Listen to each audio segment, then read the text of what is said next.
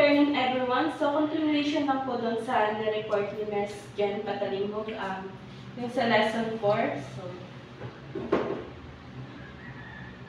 So sa akin naman po yung topic na na-assign is yung sa example of collaborative tools. So ito yung mga tools na ginagamit in the 21st century ng mga teachers and students para mas mapadali yung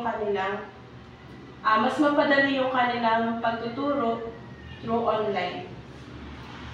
So, sa una is yung Skype. So, sa Skype, video conferencing siya. So, dito sa Skype, like for example, is yung Google Meet. So, di ba yung iba, may mga teachers na kapag busy or may lakad, inaano na lang nila sa through Skype or the Google Meet. So, doon na lang nag-meet yung mga students through online or video call or audio call. So, dun sa audio call or video call na sa Google Meet, mas madaling napapaliwanag ni teacher yung gustong iparating sa mga students kung ano yung mga lessons na itatakil ni teacher. So, next po is yung wiki. So, Ms. Mary Ann, pwede pong pakiread. Wiki group writing and planning. So, sa wiki naman po, ito ay isang para siyang platform or website na kung saan pwedeng mag-edit or magdagdag ng mga impormasyon ang maraming tao sa isang documents.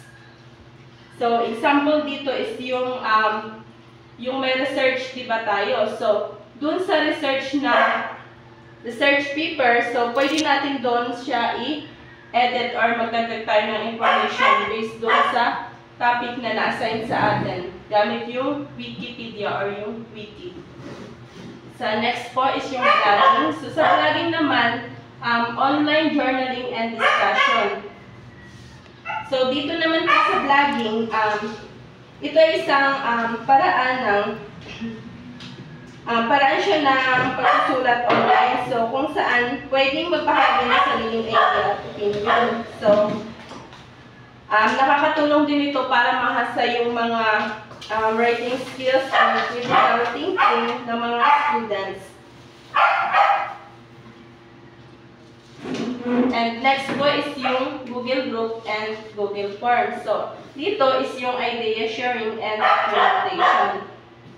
So, dito po sa Google Group or Google Forms, so, ginagamit para sa group discussion and pagpapadala ng mga mensahe sa miyembro. So, example, may group presentation or group activity kayo. So, pwedeng doon mo ipadala doon sa Google Group or example, para doon sa is magkaroon kayo ng communication with your classmates. And then, yung sa Google Form naman, pwede siyang gamitin doon sa research paper, diba? So, kapag, diba, nag-research tayo and then need natin gumawa ng mga questions, so pwede natin gamitin yung Google Form. So, pwede siya i-attach doon sa Google Form yung mga question para mas madaling masagutan ng mga respondents yung question na doon sa research na ginawang question.